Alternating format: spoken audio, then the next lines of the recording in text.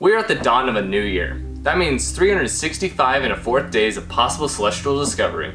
Let's start off the new year by going over some astronomical events for the month of January in the year 2021. My name is Declan, and this is Space Events.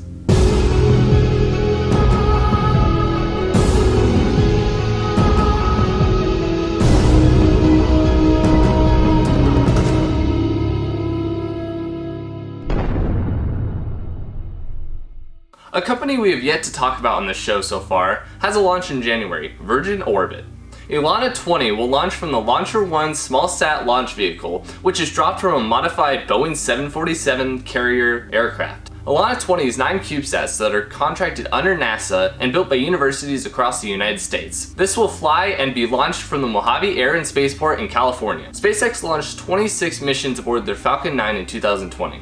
That is up from the 13 total missions, Falcon 9 and Falcon Heavy, in 2019. And that's all up from the record in a single year, which is 21 total launches, which that occurred in 2018. This is awesome to see how SpaceX is increasing their launch cadence and is necessary for their ambitious plans over the next decade. On to commercial launches, on January 5th UTC, SpaceX will launch the TürkSat 5A mission. TürkSat 5A is a Turkish communication satellite that will be operated by Turksat. The satellite will provide television broadband services over Turkey, Europe, the Middle East, Asia, and parts of Africa, and this payload will be on top of SpaceX's workhorse two-stage Falcon 9 and will be shot into geostationary transfer orbit from Slick 40 at Cape Canaveral Space Force Station in Florida. The first stage/booster of this launch will be booster B1060.4.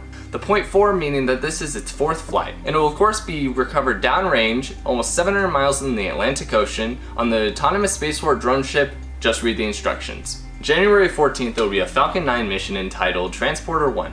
Transporter-1 is a dedicated rideshare mission under SpaceX's small-sat rideshare program. The program being announced in August of 2019 allows small-sat operators to hitch a ride aboard the Falcon 9. One of these payloads in Transporter-1 is the Sherpa FX next-generation orbital transfer vehicle for spaceflight. For company spaceflight, this mission is entitled SXRS-3 and will contain 6 microsats, 10 cubesats, and 2 hosted payloads. This will be launched from Slick 40 at Cape Canaveral Space Force Station in Florida, and the booster will be covered downrange on an autonomous spaceport drone ship. Starlink 16 Launch 17, and possibly Starlink 17 Launch 18, will launch aboard a Falcon 9 in January. Starlink is a low-latency, high-speed internet service that SpaceX is rapidly developing. We don't necessarily know the launch pads yet, but we can probably expect them from Slick 40 at Cape Canaveral Space Force Station on the Florida coast. The booster will of course be recovered downrange on an autonomous spaceport drone ship. On December 9th, 2020, SpaceX performed a jaw-dropping test on their next-generation Starship vehicle, and in this case, Starship serial number 8. This part will make any observer's brain simultaneously combust. My brain exploded. It was a flawless test from launch all the way up until the final seconds. Low fuel header tank pressure starved a Raptor, causing it to have too much velocity at landing. Company CEO Elon Musk already said on Twitter that they will use helium for the next prototypes to pressurize the tanks, and a long-term solution is yet to be found.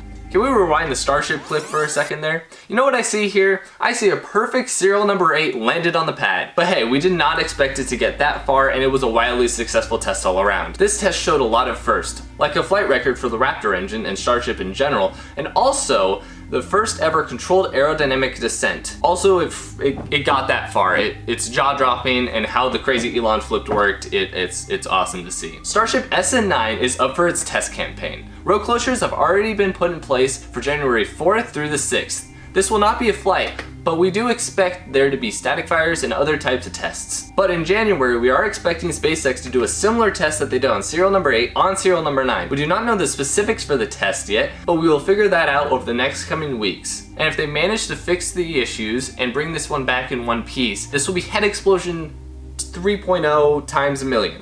It'll be amazing to see, and this will show the hard work and tenacity at SpaceX to get this thing off the ground. With everything going on, it is our favorite segment, Moon Time. The first new moon of 2021 will be on January 12th, with the full moon being on January 28th. Thank you everyone for watching, have a happy new year, and I'll see you guys next time.